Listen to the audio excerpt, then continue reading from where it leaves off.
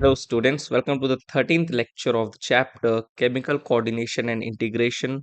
My name is Harishu Kumar और इस lecture में हम पैनक्रियास के सेकंड पार्ट को समझेंगे। तो चलो ये लेक्चर शुरू करते हैं। चलिए, तो इस लेक्चर में हम पढ़ने वाले हैं इंसुलिन के बारे में। थोड़ा मैं आपको पिछला लेक्चर रिवाइज कराता हूँ। देखो, लास्ट लेक्चर में हमने ये पढ़ा था कि पैनक्रियास जो होते हैं वो एक तरह के मिक्स्ड ग्लैंड होते हैं। पैनक्रियास में दो मेन तरह के टिश्यूज पाए जाते हैं, पैनक्रियाटिक एसिनाई जो कि एक्सोक्राइन पार्ट होता है, और दूसरा टिश्यू आइलेट्स ऑफ लैंगरहैंस जो कि एंडोक्राइन पार्ट होता है। आइलेट्स ऑफ लैंगरहैंस में हमने दो मेन सेल्स पढ़े थे, alpha cells and beta cells. Alpha cells glucagon नामक हार्मोन का सिक्रीशन करती है और बीटा सेल्स इंसुलिन नामक हार्मोन का सिक्रीशन करती है। अब ग्लूकागॉन हार्मोन के बारे में तो हमने लास्ट लेक्चर में डिटेल में पढ़ लिया। इस लेक्चर में हमें इंसुलिन के बारे में पढ़ना है। तो देखो, इंसुलिन भी जस्ट लाइक ग्लूकागॉन, इंसुलिन भी एक तरह की पेप्टाइड हार्मोन होती है और ये बनी होती है total 51 amino acid. It is a peptide of 51 amino acid. साथ ही साथ इंसुलिन को सिक्रीट कौन करता है? Beta cells. Insulin is secreted by beta cells. Insulin reduce करती है ब्लड ग्लूकोज लेवल। आपको अगर याद हो, ग्लूकागॉन क्या कर रहा था? ब्लड ग्लूकोज लेवल को बढ़ा रहा था। और मैंने आपको कहा था कि ग्लूकागॉन और इंसुलिन एंटागोनिस्टिक हार्मोन होते हैं टुवर्ड्स इच अदर, यानी कि ग्लूकागॉन और इंसुलिन का काम बिल्कुल ऑपोजिट ऑपोजिट होता है। अगर ग्लूकागॉन ब्लड शुगर लेवल को, ब्लड शुगर लेवल या ब्लड ग्लूकोज लेवल को ग्लूकागॉन अगर बढ़ाएगा, तो insulin on the other hand घटाएगा। भाई जाहिर सी बात है। तो इंसुलिन क्या करता है? Reduces blood glucose level. और ब्लड ग्लूकोज को ही हमने ग्लाइसेमिक कहा था। क्या कहा था? ग्लाइसेमिक। अब एक बात बताओ आप, sir glucagon blood sugar level को यानी कि ब्लड ग्लूकोज लेवल को बढ़ा रहा था, तो ग्लूकागॉन को हमने कहा था हाइपर ग्लाइसेमिक हार्मोन। इंसुलिन उल्टा कर रहा है, घटा रहा है, तो insulin is a hypoglycaemic hormone. Hypo का मतलब कम, हाइपर का मतलब ज्यादा। ठीक है, तो इंसुलिन कम कर रहा है ब्लड ग्लूकोज लेवल को, तो इंसुलिन एक हाइपोग्लाइसेमिक हार्मोन है। ठीक है, चलो आगे बढ़ते हैं। Insulin acts mainly on the hepatocyte. Hepatocyte का मतलब क्या? लिवर की सेल्स। इंसुलिन कहाँ काम करती है? टारगेट सेल क्या होता है इंसुलिन का? Liver cells mainly.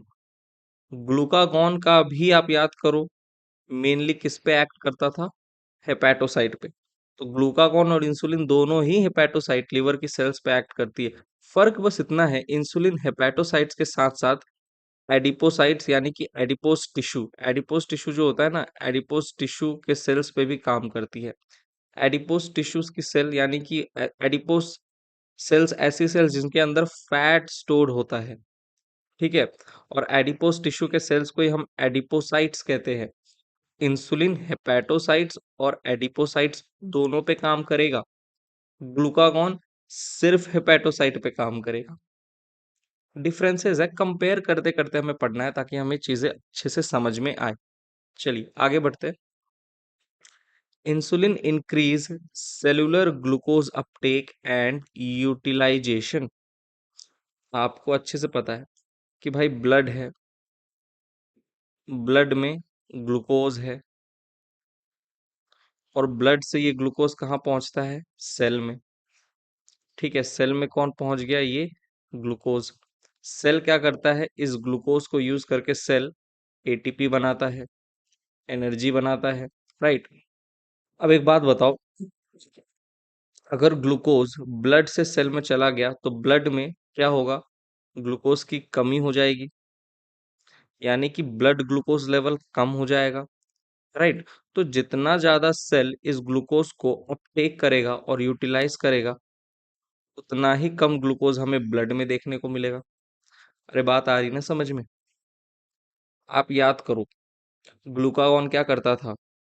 ग्लूकोज का जो सेलुलर अपटेक है, यूटिलाइजेशन है, cellular uptake and utilization of glucose by the cell, इसको ग्लूकागॉन कम कर देता था, जिसकी वजह से सेल ग्लूकोज को अपने अंदर नहीं ले पाती थी, तो ब्लड में ग्लूकोज बढ़ जाता था।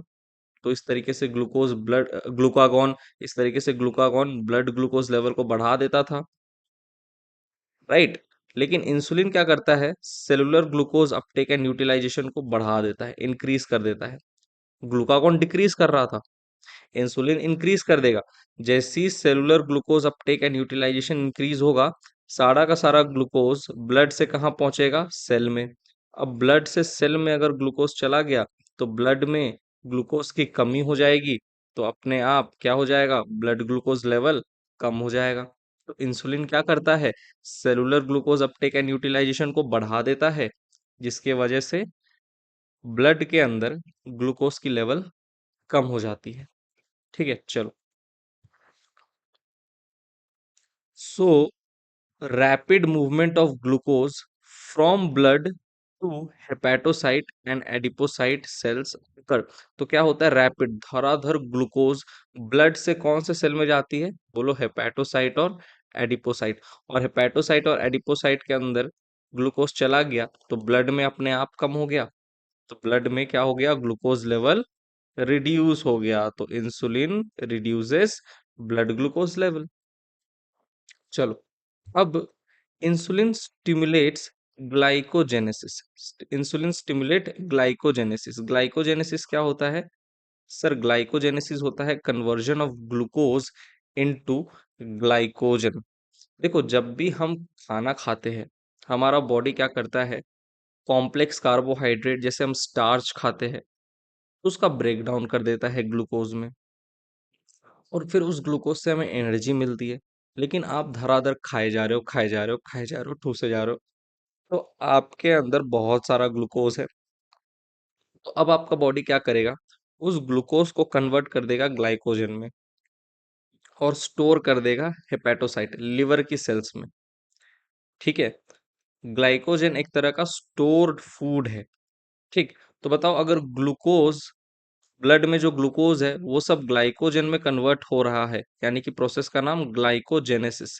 तो अगर ऐसा हो रहा है, तो बोलो ब्लड में ग्लूकोज की कमी हो रही है ना, क्योंकि सारा ग्लूकोज किस में कन्वर्ट हो जा रहा है, ग्लाइकोजन में, जिसके वजह से क्या हो जा रहा है, ब्लड में ग्लूकोज का लेवल कम हो जा रहा है। तो इंसुलिन क्या करता है, ग्लाइकोजेनेसिस को स्टिमुलेट करता है, कि जितना ज्यादा ग्लाइकोजन का फॉर्मेशन होगा, उतना ही कम ब्लड में ग्लूकोज होगा, क्योंकि आखिरकार ये ग्लाइकोजन बनता किससे है, ग्लूकोज से ही तो बनता है।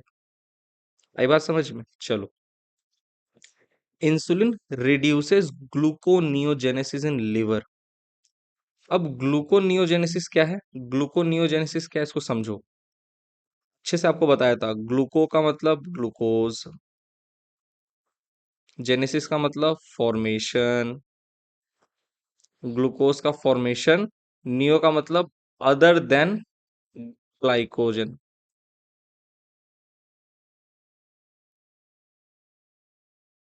Like from amino acid and fatty acid. समझो, हालांकि पिछले लेक्चर में बताया है, ग्लूकोनियोजेनेसिस का मतलब क्या होता है, ग्लूकोज का फॉर्मेशन ग्लाइकोजन से नहीं, बल्कि अमीनो एसिड से और फैटी एसिड से। अब अगर आपके ब्लड में अमीनो एसिड, या मतलब आपके सेल में अगर अमीनो एसिड और फैटी एसिड ग्लूकोज बनाएंगे, अमीनो एसिड और फैटी एसिड क्या बनाएंगे, ग्लूकोज बनाएंगे, तो ग्लूकोज का जो कंसंट्रेशन है वो तो ब्लड में बढ़ेगा ना भाई, यानी कि बीजी बोले तो ब्लड ग्लूकोज लेवल बढ़ जाएगा। अब ये तो सही नहीं है, राइट। इंसुलिन का काम क्या है, ब्लड ग्लूकोज लेवल को घटाना। तो इंसुलिन ग्लूकोनियोजेनेसिस को प्रमोट करेगा या रिड्यूस करेगा, बोलो रिड्यूस करेगा ना, क्योंकि अगर ग्लूकोज बन रहा है अमीनो एसिड या फैटी एसिड से, तो ग्लूकोज की मात्रा बढ़ जा रही है ना ब्लड में, ये तो सही नहीं है। राइट। तो इंसुलिन क्या करेगा, ग्लूकोनियोजेनेसिस को कम कर देगा लीवर के अंदर। ओके, चलो। Insulin increases lipogenesis in adipose tissue. Adipose tissue के अंदर क्या होता है, लाइपोजेनेसिस। लाइपो का मतलब क्या, लिपिड। जेनेसिस का मतलब क्या? फॉर्मेशन। तो आपके एडिपोज टिश्यू के अंदर क्या होता है ना, इंसुलिन लाइपोजेनेसिस को बढ़ा देता है, लिपिड के फॉर्मेशन को बढ़ा देता है। अब ये लिपिड का फॉर्मेशन होता किससे? ग्लूकोज से। ग्लूकोज से क्या बन गया? लिपिड। भाई ग्लाइकोजेनेसिस में क्या हो रहा था? ग्लूकोज से क्या बन रहा था? ग्लाइकोजन। ग्लूकोज से क्या बन रहा था? ग्लाइकोजन। लाइपोजेनेसिस में ग्लूकोज से क्या बन रहा है? लिपिड। अब अगर ग्लूकोज लिपिड में कन्वर्ट हो जाएगा तो भाई ऑटोमेटिकली ब्लड में ग्लूकोज का लेवल कम हो जाएगा। तो बोलो इंसुलिन यही करेगा, इंसुलिन ग्लाइपोजेनेसिस को इंक्रीज करेगा कि भाई लाइपोजेनेसिस कराओ, ब्लड ग्लूकोज लेवल अपने आप कम हो जाएगा। ठीक, चलो next, insulin increases protein synthesis from amino acid in tissue. Tissues के अंदर इंसुलिन क्या करता है? अमीनो एसिड से प्रोटीन सिंथेसिस। आपको पता है अमीनो एसिड से क्या बनने वाला है? प्रोटीन बनने वाला है। तो इंसुलिन क्या करता है? प्रोटीन सिंथेसिस को इंक्रीज कर देता है फ्रॉम अमीनो एसिड।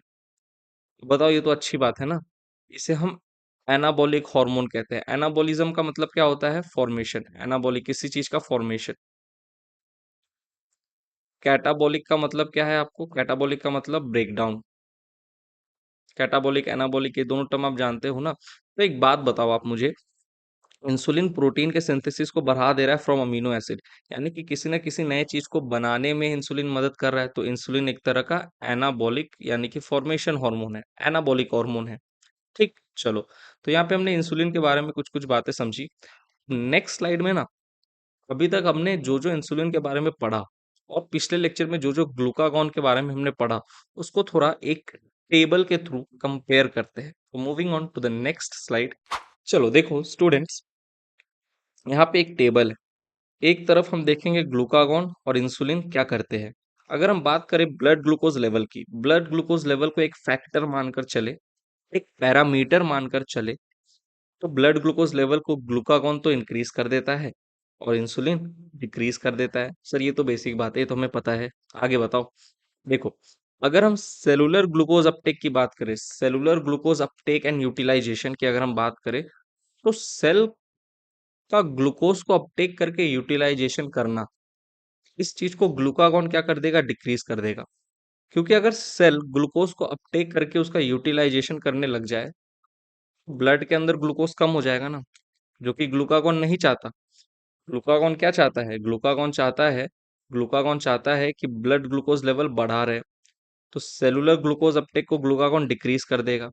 और insulin on the other hand, बोलो एंटागोनिस्टिक हार्मोन है, ग्लूकागॉन जो जो करता है उसका उल्टा करता है इंसुलिन। तो इंसुलिन क्या करेगा? सेलुलर ग्लूकोज अपटेक को बढ़ा देगा, राइट, जिसके वजह से सारा ग्लूकोज ब्लड से सेल में चला जाएगा, यानी कि अपने आप ब्लड में ग्लूकोज की लेवल कम हो जाएगी, राइट। तो इंसुलिन क्या करता है? ब्लड ग्लूकोज लेवल को कम कर देता है by increasing cellular glucose Uptake. Glucagon क्या करेगा? ग्लूकोनियोजेनेसिस को इंक्रीज करेगा ताकि नया ग्लूकोज बने। अब जितना ज्यादा ग्लूकोज बनेगा उतना ज्यादा ब्लड ग्लूकोज लेवल बढ़ेगा। लेकिन इंसुलिन को तो भाई ब्लड ग्लूकोज लेवल डिक्रीज करना है ना, तो इंसुलिन क्या करेगा? ग्लूकोनियोजेनेसिस को डिक्रीज कर देगा। ग्लाइकोजेनोलाइसिस, ग्लाइकोजेनोलाइसिस का मतलब समझना, ग्लाइकोजन का ब्रेकडाउन। अब ग्लाइकोजन जब भी टूटता है, किस में टूटता है? ग्लूकोज में टूटता है। अब अगर ग्लाइकोजेनोलाइसिस को अगर आप बढ़ा दो, यानी कि ग्लाइकोजन से ग्लूकोज का बनना, तो बोलो इससे ब्लड ग्लूकोज लेवल क्या होगा? बढ़ेगा। तो इंसुलिन के लिए तो, सॉरी, ग्लूकागॉन के लिए तो अच्छा ही है ना भाई। ग्लूकागॉन तो चाहेगा कि जितना ज्यादा ग्लूकोज हो उतना बने। तो ग्लूकागॉन क्या करेगा? ग्लाइकोजेनोलाइसिस को इंक्रीज कर देगा। लेकिन इंसुलिन नहीं चाहता है। इंसुलिन तो चाहता है कि ब्लड ग्लूकोज लेवल कम रहे। तो इंसुलिन नहीं चाहता है कि ग्लाइकोजन से ग्लूकोज बने। तो इंसुलिन क्या कर देगा? ग्लाइकोजेनोलाइसिस को, इस प्रोसेस को घटा देगा। ग्लाइकोजेनेसिस यानी कि उल्टा, ग्लूकोज से किसका बनना, या फिर यही कर देता हूँ, ग्लूकोज से किसका बनना? ग्लाइकोजन का बनना। अब ग्लूकोज से ग्लाइकोजन बनेगा तो ये तो अच्छी बात है ना भाई इंसुलिन के लिए। इससे अगर सारे ग्लूकोज ग्लाइकोजन में कन्वर्ट हो जाएंगे तो ब्लड ग्लूकोज लेवल अपने आप घट जाएगा ना। तो इंसुलिन क्या करेगा? ग्लाइकोजेनेसिस को इंक्रीज करेगा। लेकिन ग्लूकागॉन के लिए तो खराब हो गया ना फिर, क्योंकि सारे ग्लूकोज अगर ग्लाइकोजन में कन्वर्ट हो जाएंगे, सारे ग्लूकोज अगर ग्लाइकोजन में कन्वर्ट हो जाएंगे तो ब्लड ग्लूकोज लेवल कम हो जाएगा। तो ग्लूकागॉन तो वो नहीं चाहेगा। ग्लूकागॉन तो चाहेगा कि भाई ब्लड में ग्लूकोज की मात्रा बने रहे। ग्लूकागॉन तो चाहेगा कि ग्लूकोज ग्लाइकोजन में कन्वर्ट ना हो, तो ग्लूकागॉन क्या करेगा, ग्लाइकोजेनेसिस को डिक्रीज कर देगा। अरे आ रही बात समझ में? चलो, लाइपोजेनेसिस का मतलब क्या है, ग्लूकोज से अभी अभी आपने देखा लिपिड का फॉर्मेशन, तो ग्लूकागॉन क्या करेगा, घटाएगा इसको, लाइपोजेनेसिस को। ग्लूकागॉन नहीं चाहेगा कि ग्लूकोज लिपिड में कन्वर्ट हो जाए, अगर ऐसा हुआ तो ब्लड ग्लूकोज लेवल घट जाएगा ना। पर ग्लूकागॉन तो चाहता है कि ब्लड ग्लूकोज लेवल बढ़ा रहे, तो ग्लूकागॉन लाइपोजेनेसिस को डिक्रीज करेगा। लेकिन इंसुलिन क्या करेगा, इंक्रीज करेगा। इंक्रीज करेगा, बोलेगा अरे जितना ग्लूकोज है वो सब लिपिड में कन्वर्ट हो जाओ रे, जिसके वजह से क्या होगा, ग्लूकोज कम हो जाएगा ब्लड में। और इंसुलिन वही चाहता है कि ब्लड ग्लूकोज लेवल डिक्रीज रहे, तो इंसुलिन क्या करेगा, लाइपोजेनेसिस को इंक्रीज करेगा। अगर आप एक तरफ वाला भी समझ गए ना, तो दूसरा वाला तो अपने आप लिख दोगे, क्योंकि ग्लूकागॉन और इंसुलिन एक दूसरे के ऑपोजिट काम करते हैं। ठीक है, चलिए आगे बढ़ते हैं, moving on to the next slide. चलिए, अब क्या हो अगर इंसुलिन का सिक्रीशन कम हो जाए। एक ह्यूमन बीइंग में अगर इंसुलिन जितना बनता है उतना ना बने, इंसुलिन का सिक्रीशन कम हो जाए, तो उससे क्या नुकसान होंगे उसके बारे में थोड़ा समझते हैं। Due to low insulin secretion, low बोला तो हाइपो सिक्रीशन, हाइपो का मतलब क्या, लो, हाइपर का मतलब ज्यादा। तो अगर इंसुलिन का सिक्रीशन कम है तो इसे कहेंगे हाइपो सिक्रीशन कंडीशन।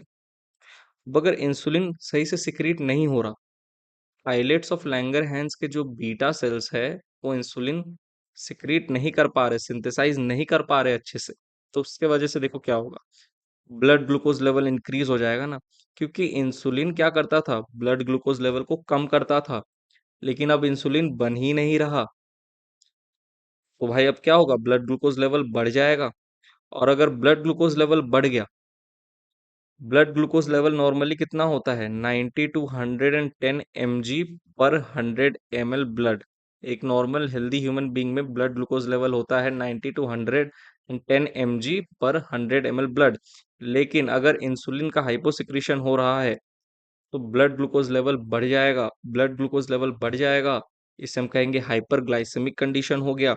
ठीक है, ब्लड ग्लूकोज लेवल बढ़ गया जिसके वजह से डायबिटीज मिलाइटस नामक डिजीज हो जाएगा। डायबिटीज मिलाइटस नामक डिजीज हो जाएगा। अपने इंडिया में तो बड़ा ही कॉमन है। ठीक है, डायबिटीज बहुत, मुझे तो लग रहा है हर फैमिली में एक ना एक कोई मेंबर है ही जिनको ये बीमारी हुई हुई है, डिजीज डायबिटीज मिलाइटस। क्यों होता है, due to low insulin secretion.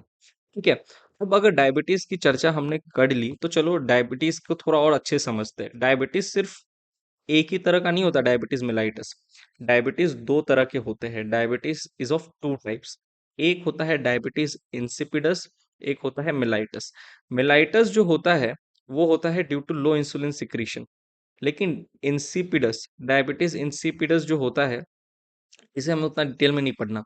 ये होता है due to deficiency of ADH of pituitary gland. Pituitary gland का जो एडीएच हार्मोन है ना, उसके डिफिशियंसी की वजह से होता है डायबिटीज इंसिपिडस। डायबिटीज मेलाइटस कैसे होता है, due to deficiency of insulin of pancreas. Pancreas की जो बीटा सेल्स है वो इंसुलिन का हाइपोसिक्रीशन कर रही है, जिसके वजह से डायबिटीज मेलाइटस डिजीज हो गया है। ये मेन है। अच्छा, डायबिटीज मेलाइटस जब होता है, तो डायबिटीज मेलाइटिस डिजीज के कारण एक पेशेंट में अलग अलग तरह के कंडीशंस अकर हो जाते हैं, कंडीशंस देखने को मिलते हैं, सिम्टम्स देखने को मिलते हैं। सबसे पहला है ग्लाइकोसोयूरिया। ग्लाइकोसोयूरिया क्या होता है, presence of glucose in urine. अगर किसी पर्सन को डायबिटीज मेलाइटिस है तो उसके यूरिन में ग्लूकोज पाया जाता है, इस कंडीशन को कहते हैं ग्लाइकोसोयूरिया। कीटोनोयूरिया क्या होता है, presence of ketone bodies in urea. जैसे जिस पर्सन को डायबिटीज मेलाइटिस है ना, उनमें फैट का डिकम्पोजिशन जो है वो इंक्रीज हो जाएगा, फैट डिकम्पोजिशन इंक्रीज हो जाएगा, जिसके वजह से कीटोन बॉडीज नामक सब्सटेंस बनेंगे। अब फैट का डिकम्पोजिशन जो है वो बहुत ज्यादा इंक्रीज हो चुका है, तो कीटोन बॉडी नामक सब्सटेंस बन रहे हैं।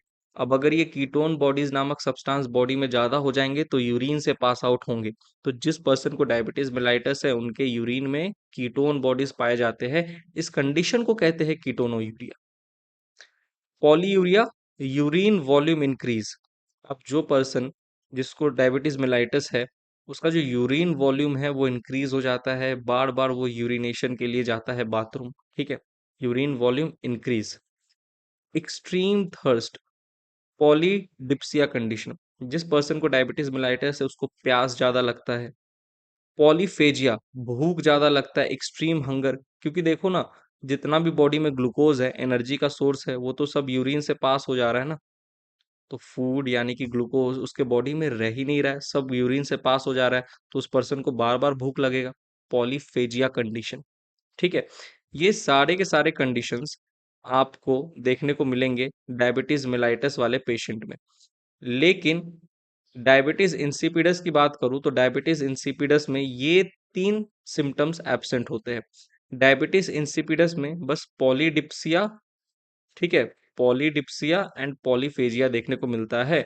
ये तीन कंडीशन एब्सेंट होते हैं डायबिटीज इंसिपिडस में। हमें तो मेनली डायबिटीज मिलाइटिस के बारे में पढ़ना है, इंसिपिडस के बारे में उतना नहीं पढ़ना। अब डायबिटीज मिलाइटिस भी जो है ना, ये भी फर्दर दो तरह के होते हैं, समझना। डायबिटीज इन जनरल दो तरह के हैं, और डायबिटीज मिलाइटिस भी फर्दर टू टाइप्स के हैं। फर्दर कितने टाइप्स के हैं? टू टाइप्स के हैं। वो क्या क्या है उसको हम नेक्स्ट स्लाइड में समझेंगे। तो moving on to the next slide. देखिए students, diabetes mellitus is of two types. पहला है टाइप 1 डायबिटीज, पहला है टाइप 2 डायबिटीज। ये मोस्ट कॉमन है। जो हम कहते हैं ना कि देखो इसको डायबिटीज है, इसको शुगर है, ये चीनी नहीं खा सकता, ये ग्लूकोज उतना नहीं खा सकता, ये टाइप 2 डायबिटीज ही होते हैं, ठीक है। Most common. ये एज के बाद आते हैं, एक पर्टिकुलर एज के बाद जब उम्र हो जाती है तब जाके टाइप 2 डायबिटीज होता है एक पर्सन को, ठीक है। तो यही वो मोस्ट कॉमन वाला है जो जनरली हम बोलते हैं, ठीक। चलो, टाइप 1 डायबिटीज की बात करें तो टाइप 1 डायबिटीज को इंसुलिन डिपेंडेंट डायबिटीज मेलाइटिस भी कहा जाता है। इंसुलिन डिपेंडेंट डायबिटीज मेलाइटिस या फिर शॉर्ट में आईडीडीएम। टाइप 1 डायबिटीज जो है ये एक तरह का ऑटो इम्यून डिसऑर्डर है। ऑटो इम्यून डिसऑर्डर, इसे जुवेनाइल डायबिटीज भी कहा जाता है। क्या कहा जाता है? Juvenile diabetes. ये बेसिकली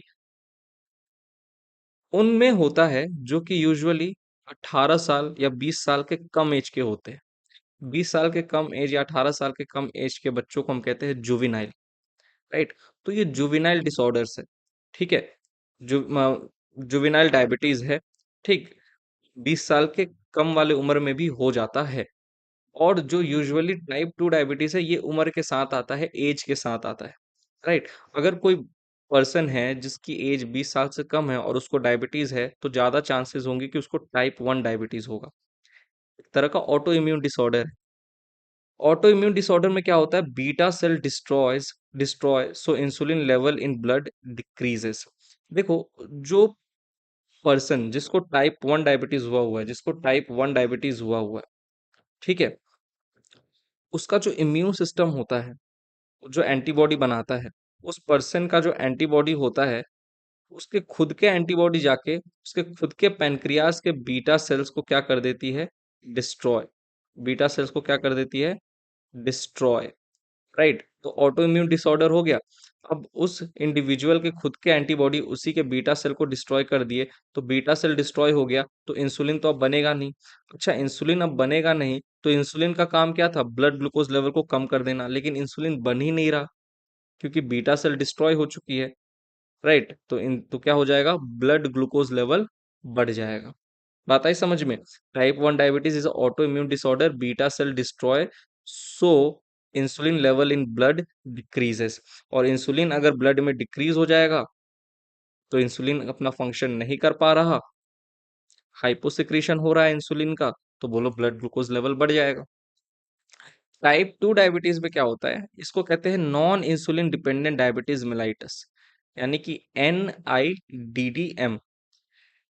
यहाँ पे क्या होता है देखो, पहले वाले केस में टाइप 1 डायबिटीज में क्या हो रहा है? इंसुलिन बन ही नहीं रहा, इंसुलिन डिक्रीज हो गया है, तो इसलिए से कह रहे हैं इंसुलिन डिपेंडेंट। दूसरे वाले केस में इंसुलिन बन तो रहा है, इंसुलिन बन तो रहा है, लेकिन डायबिटीज होने का कारण कुछ और है, कुछ और है कारण, तो इसे हम कहते हैं नॉन इंसुलिन डिपेंडेंट। इंसुलिन बन रहा है, ठीक है, पहले वाले केस में तो इंसुलिन बन ही नहीं रहा है, इंसुलिन को डिस्ट्रॉय कर दिया जा रहा है, तो इसीलिए से कहा इंसुलिन डिपेंडेंट, कि इंसुलिन की वजह से ही है। दूसरा वाला नॉन इंसुलिन है, यानी कि इसमें इंसुलिन बन रहा है लेकिन किसी और कारण की वजह से डायबिटीज हो रहा है। वो कारण क्या है? वो कारण है, देखो, एज के बाद, एक एज के बाद, या फिर अगर एक पर्सन है वो, उसका जो लाइफस्टाइल है बड़ा ही अनहेल्दी है, उसका ईटिंग हैबिट बहुत ही खराब है, तो एक टाइम के बाद क्या होता है, जो बीटा सेल्स है वो इंसुलिन तो बनाती है, और उस पर्सन के अंदर जिसमें टाइप 2 डायबिटीज है, उसके अंदर इंसुलिन तो बनता है, इंसुलिन बनकर ब्लड में भी आता है, लेकिन ये इंसुलिन ब्लड से टारगेट सेल के पास नहीं जा पाता, क्योंकि जो टारगेट सेल होती है ना, उसकी जो सेंसिटिविटी होती है फॉर द इंसुलिन वो कम हो जाती है। आई बात समझ में? जो टारगेट सेल जहाँ पे इंसुलिन को जाना था, हेपेटोसाइट और एडिपोसाइट, तो टारगेट सेल जो है उसकी सेंसिटिविटी टुवर्ड्स इंसुलिन कम हो गई। अब वो टारगेट सेल क्या करेगी, उस इंसुलिन को रेजिस्ट करेगी, अंदर आने ही नहीं देगी। अब इंसुलिन अगर टारगेट सेल तक पहुंचेगा ही नहीं तो अपना काम कर पाएगा क्या? तो इंसुलिन अगर अपना काम नहीं कर पाया तो बताओ क्या होगा, ब्लड ग्लूकोज लेवल बढ़ जाएगा। इसे हम कहते हैं टाइप 2 डायबिटीज। ये नॉन इंसुलिन डिपेंडेंट है, इंसुलिन के वजह से नहीं हो रही, इंसुलिन तो भाई बन ही रहा है, लेकिन सेल की सेंसिटिविटी, टारगेट सेल की सेंसिटिविटी कम हो जाती है फॉर द इंसुलिन, जिसके वजह से ये डायबिटीज होता है। Type 2 diabetes is the most common diabetes. Type 1 diabetes is a juvenile diabetes. तो यहाँ पे हमारा जो पैनक्रियाज वाला टॉपिक है ये बच्चों होता है समाप्त। नेक्स्ट लेक्चर में हम एड्रीनल ग्लैंड के बारे में पढ़ेंगे। ठीक है, चलो, तो मिलते हैं नेक्स्ट लेक्चर में। Bye, thank you, take care.